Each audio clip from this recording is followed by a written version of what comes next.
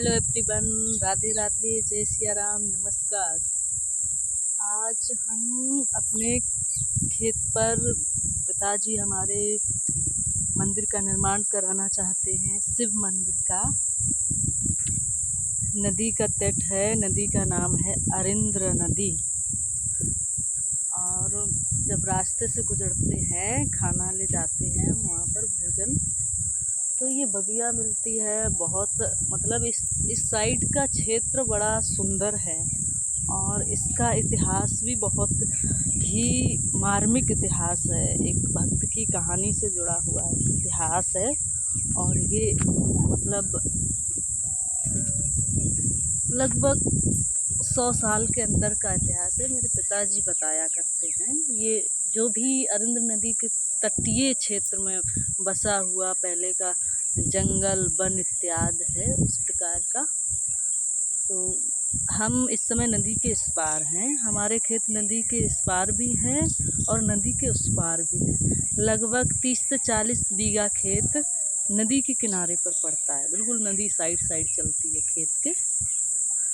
तो बड़ा अच्छा लगता है, मतलब मार्मिक स्थान है, भक्तों से जुड़ी हुई यहाँ की कथाएं हैं। तो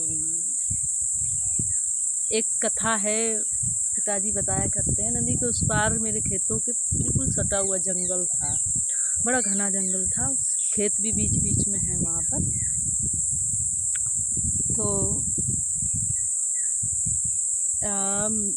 मेरे खेतों के पास ही एक गांव पड़ता है, रठ गांव, जो बधूना तहसील में आता है और ज़िला औरैया है। तो रठगांव के कोई क्षत्रिय कुल के व्यक्ति थे, वो खेती किया करते थे।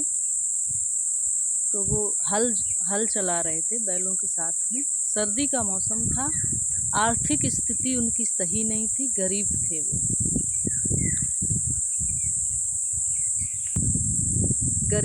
उनकी आर्थिक स्थिति कुछ ठीक नहीं थी। देखिए हवाएं बहुत तेज़ चल रही हैं यहाँ पर।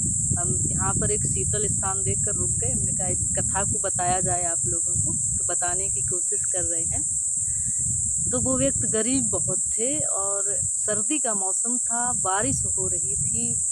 बारिश हुई तो उनके पास एक केवल, यहाँ पर बोलते हैं ग्रामीण भाषा में बोलते हैं अंगोछा, कहीं पर इसको गमछा भी बोलते हैं। तो वो अपने सिर से ओढ़कर हल जोत रहे। सर्दी का मौसम था, कपड़े भी नहीं थे ज़्यादा और बारिश हो रही थी। तो उसी बारिश के मध्य एक बूढ़े व्यक्ति आए उनके पास। बोले कि हे किसान, मुझे सर्दी लग रही है बहुत, क्या करें। तो उन्होंने कुछ नहीं देखा सुना, उन बूढ़े महात्मा से कहा ये मेरा अंगोछा ओढ़ लीजिए, और अपनी चिंता ना करते हुए उनको अपना अंगोछा दे दिया। मतलब एक हृदय कितना बड़ा है, हृदय की गहराई ऐसे ही नापी जाती है। ऐसे ही व्यक्ति को विशाल दर्जा नहीं मिलता है। अगर उसका कहीं ना कहीं नाम हुआ है तो उसने अपने जीवन में कुछ बड़ा काम किया है। बड़ा काम छोटे छोटे स्तर से होता है, आत्मा से होता है। आपके दिल में मर्सी, दया कितनी है, दयालुता सबसे बड़ा दया धर्म का मूल है, कहते ना। आप कितने बड़े धर्मात्मा हैं, धार्मिक व्यक्ति हैं, वो आपके अंदर की दया व्यक्त करती है। तो उन्होंने उन महात्मा जी को वो अंगोछा उड़ा दिया। कुछ बातचीत हुई होगी, बोले स्थिति सही नहीं है, गरीब है बिल्कुल। बोले आज से बेटा, महात्मा जी बोले वो, तुमने हमें ये अंगोछा उड़ाया, तुम साला 2 साला ना जाने क्या क्या उड़ोगे, बहुत सुख पाओगे अपने जीवन में। ऐसा कहकर वो इसी अरिंद नदी के जंगल में जो मेरे सामने है विलीन हो गए बाबा जी। वो अपने घर गए तो उनके यहाँ कोई संतान उत्पन्न होने वाली थी। उनकी पत्नी प्रसव पीड़ा से परेशान थी। तो उसी वक्त जब संतान हुई तो जो कॉर्ड होती है, आमल कॉर्ड क्या बोलते हैं उसको, नारा बोलते हैं उसको, गाड़ा जाता है ज़मीन में। तो उस नाड़े को गाड़ने के लिए जो घर में दाई होती हैं, वो उनको खुरपा दिया। बोले कहीं भी गाड़ दो, कोने में कमरे। तो वो जहाँ भी खुरपा मारे तो वहाँ से सोने का कलश माया से भरा हुआ निकले, चांदी के पैसे, सोने के सिक्के। तो वो कहीं कहीं जगह ही नहीं मिल रही, जहाँ खुरपा से खोदते हैं वहीं ये चीज़ें निकल पड़ती हैं, धन दौलत इत्यादि। तब उनको ये पता चला कि उन्होंने जंगल में मिले थे, हमारे तो खाने के लाले पड़े थे, हम गरीब आदमी इतना कहाँ से। तो वो कहीं ना कहीं भगवान थे, है ना। तो फिर बताया जाता है उनका इतिहास कि बिठूर में उन्होंने कई जगह जो गंगा नदी के किनारे पिलर बने होते हैं, घाटें बनवाई, और बहुत उनका बिजनेस हुआ, बहुत आगे बढ़े। तो इस जहाँ से हम गुजरते हैं ये एक मार्मिक स्थान है, दिव्य स्थान है, और बहुत अच्छा लगता है। वहीं पर मेरे पिताजी उसी अरिंद नदी के तट पे एक भगवान भोलेनाथ का मंदिर बनवा रहे। भोलेनाथ बाबा की कृपा है, वो चाहेंगे तो बनेगा ज़रूर। और अभी अपने थोड़ा रहने की व्यवस्था कर रहे हैं, क्योंकि मंदिर निर्माण होगा तो वहाँ पर कोई असुविधा ना हो, इसलिए। तो चलते हैं खाना देने। देखिए खाना रखा है, ये देखो रख दिया मैंने खेत में खाना। कहाँ रखा है ये देखो, एक बड़ा डोलचू, एक छोटा डोलचू। और अब हम खाना देने जाएंगे।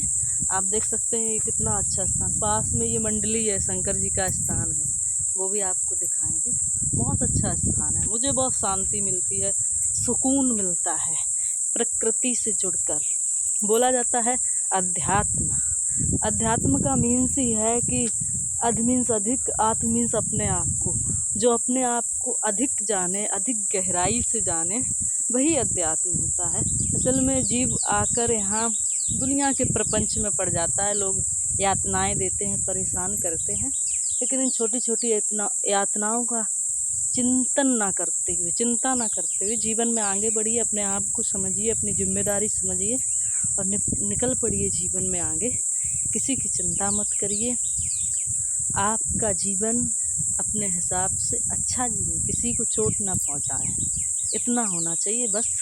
भगवान सब अच्छा करेंगे, ऊपर वाला सब देखता है, आप कितने बुरे हैं कितने अच्छे हैं। इसमें दूसरा आपको गलत कहे सही कहे तो उसके पीछे मत पड़िए, वो आपकी गारंटी नहीं है, वो कुछ नहीं है, दे आर नथिंग। ओके, तो चलिए बढ़ते हैं खाना देने के लिए। बहुत ये छोटा सा मिनी ब्लॉग बना। थैंक यू, धन्यवाद, राधे राधे, जय सिया राम, जय श्री कृष्ण, बाय।